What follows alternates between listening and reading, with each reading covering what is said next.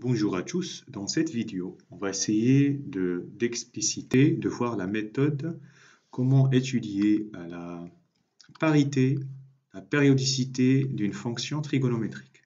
C'est-à-dire une fonction qui dépend du cosinus ou du sinus au niveau d'une classe de première. Donc, j'ai mis des petits rappels parce qu'en fait, tout se base sur les fonctions cos et sin. Après, on peut ajouter quelque chose, multiplier. Donc, vous voyez là-bas, c'est les fonctions cos et sin. Donc, la fonction cosinus, vous l'avez vu, c'est une fonction paire. Quelque chose qu'on peut traduire algébriquement pour tout réel x. On a cosinus de moins x, c'est cosinus de x. Et graphiquement, c'est la symétrie par rapport à l'axe des ordonnées. D'accord? La fonction cosinus est une fonction qui est 2π périodique. Qu'est-ce que ça veut dire? Que pour tout réel x, vous avez cosinus de x plus 2π égale cosinus de x. Graphiquement, en fait, vous avez le motif qui se répète au bout d'une période de 2π. Donc, vous pouvez représenter la fonction sur une période de 2π. Vous prenez le motif, vous le copiez, vous le placez à droite, à gauche, et comme ça, vous obtenez la courbe sur R. La fonction sinus, quant à elle, elle est impaire.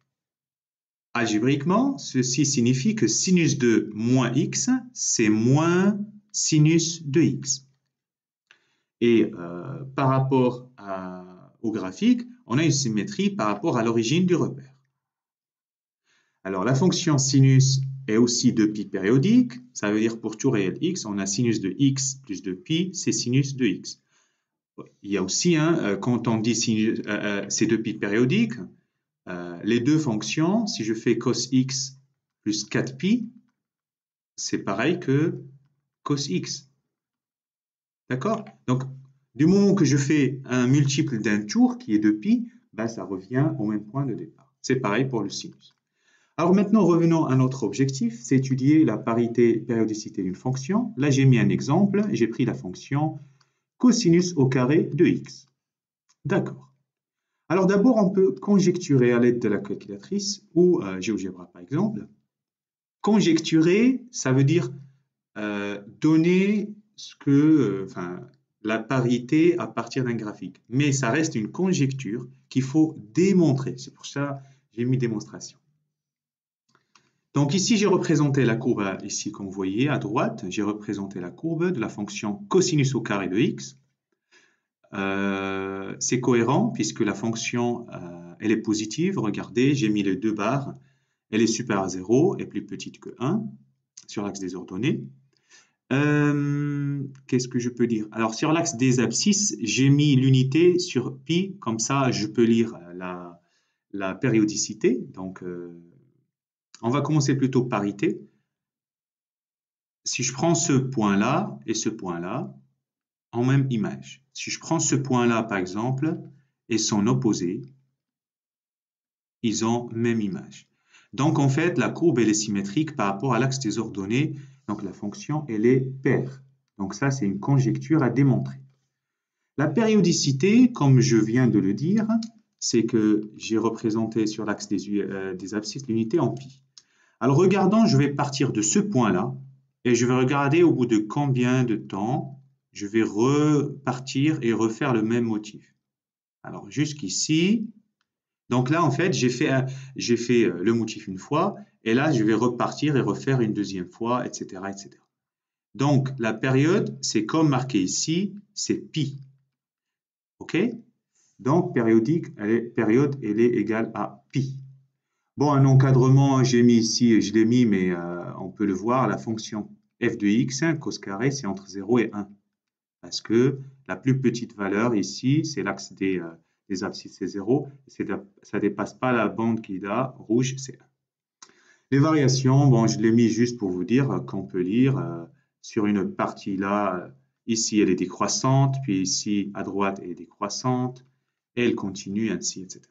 Alors maintenant, on va démontrer ça par le calcul. Alors prenons f de x égale cosinus au carré de x. Alors, erreur, attention. Le carré, il porte sur le cos, mais pas sur x. Donc, cosinus au carré de x, je peux l'écrire comme le cosinus de x, le résultat au carré. En aucun cas, le carré porte sur le x. Donc ça, c'est vraiment très important. Et ça permet d'éviter des pièges. Alors, périodique, parité, on va calculer toujours, on fixe x soit x dans R, et on va calculer f de moins x. Très bien, donc c'est cosinus au carré de moins x, d'accord? Donc, je vais utiliser cette écriture-là, c'est cosinus de moins x, le tout au carré. Et attention, donc comme je viens de le dire, le carré ne porte pas sur x ou moins x. Le carré porte sur le résultat. Alors ici, je vais utiliser la parité de cosinus. Donc j'ai cos de moins x égale cos x. Ça, c'est la fonction de base cosinus. C'est pour ça que je peux remplacer, et c'est en aucun cas parce qu'il y a un carré. Et là, qu'est-ce que j'obtiens? J'obtiens ma fonction de base. Donc, je suis parti de f de moins x, j'ai obtenu f de x, donc f est bien une fonction paire. F est une fonction, f est paire. Donc ça, c'est confirmé, c'est démontré. Alors maintenant, on va démontrer la périodicité.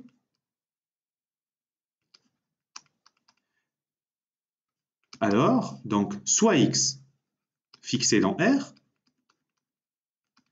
on va calculer, on a dit que la période c'était pi, on va calculer f de x plus pi, et on va voir si on va obtenir f de x. Donc je remplace, c'est cosinus au carré de x plus pi. Je vais utiliser l'écriture que je viens de dire juste un instant, ça, le résultat de tout ça au carré. Et là, attention, je vais utiliser que alors ici, on a dit cosinus de x plus pi, voilà. Alors ici, je vais utiliser une propriété. Cosinus de x plus pi égale moins cosinus de x. Alors, je vais l'utiliser et je vais la justifier juste un instant. Donc, cos x plus pi, c'est moins cos x, le tout au carré. Alors, ici, regardez, donc j'ai moins cos x, le tout au carré, donc le carré, il porte sur tout ça, d'accord? Sur le moins et le cos. Alors, quand on fait quelque chose au carré, donc le moins au carré, c'est comme si j'ai un moins 1 fois moins 1, ça fait plus, et donc il reste cosinus au carré de x. Et ça, c'est quoi? C'est bien f de x. Donc f de x plus pi égale f de x, donc f est pi périodique. F est pi périodique. Alors, je vais justifier ce que j'ai marqué ici, parce que il faut savoir. Je vais faire un cercle et je vais représenter, donc, justification. On va justifier f de x plus pi, pas f de x, excusez-moi, c'est cos x plus pi, c'est moins cosinus de l'angle x. Donc, je représente, voilà. Je vais placer un angle x. Donc, je vais faire x plus pi, ça veut dire sens symétrique. Donc là, je rajoute pi après avoir fait x. Donc là, l'angle, c'est pi plus x. Et donc, son cosinus, c'est là. Et x, son cosinus, c'est là. Donc, puisque ils sont symétriques, d'accord, les deux cosinus, cos x, et là, c'est cos x plus pi. Donc, cos x plus pi, c'est l'opposé de cos x. Donc, c'est exactement cos x plus pi égale moins cos x. Voilà. OK. Donc, on a montré les conjectures. Alors, voici un deuxième exemple. Sinus, donc f de x égale sinus pi fois x. Vous voyez, donc la base, c'est sinus x, mais on a multiplié x par pi pour donner un peu, rajouter une difficulté, on va dire. D'abord, je représente à la calculatrice ou GeoGebra, par exemple, et j'observe. Ici, j'ai représenté à l'aide de GeoGebra. et j'ai mis sur l'axe des abscisses l'unité, j'ai mis des centimètres parce que quand j'ai mis sur pi et tout ça, c'était pas clair. Et là, j'ai découvert un petit peu les choses. Alors, la parité. La parité, je prends l'origine, donc j'ai sinus, je sais que le sinus est une fonction qui est impaire, donc symétrique par rapport à l'origine, mais je reste prudent quant à la fonction sinus px. Alors, je remarque les points qui sont symétriques par rapport à l'origine, ils sont des images opposées. Prenons ce point-là, moins 1, sont symétriques par rapport à l'origine, c'est celui-là, c'est 1.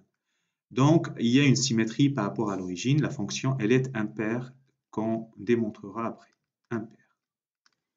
Alors, la périodicité, donc je vais regarder le motif qui va se répéter et je vais voir au bout de combien de temps. Alors, je pars de l'origine et je pars. Je fais le chemin, donc là, il n'y a rien qui se répète. Et je remonte, hop, je reviens au point de départ, et là, le motif va se répéter. Et là, hop, la période, c'est 2. Ben oui, il peut y avoir une période de 2, période de 3, période de 2π, 3π. Donc, ici, la période est 2. Donc, la période est 2 ici. Je peux noter la période 2, etc. Bon, l'encadrement, la fonction, c'est entre moins 1 et 1. Il n'y a pas il n'y a rien de particulier. Et puis le reste, les variations, on peut les observer. Alors maintenant, on va démontrer. Donc, parité. Toujours la même chose. Je fixe x dans R, quelconque, soit x dans R. Et on va calculer f2 moins x. Donc, c'est sinus de pi fois moins x. Ben, c'est sinus de moins πx, puisque c'est un produit. Et là, j'utilise la parité de la fonction sinus, puisque je peux considérer le πx, c'est un grand x. Donc, on sait que la fonction sinus, elle est impaire. Donc ici, j'utilise que sinus de moins grand x, c'est égal à moins sinus de grand x. Voilà, donc ça, c'est moins sinus de πx. Et ça veut dire moins f de x. Parce que ça, c'est f de x. C'est ce que j'avais ici. Ça, c'est exactement ça. Donc, on a montré que la fonction f impaire. Donc, f est impaire. Vous voyez, tout est justifié. Maintenant, périodicité. OK? Je fixe x dans R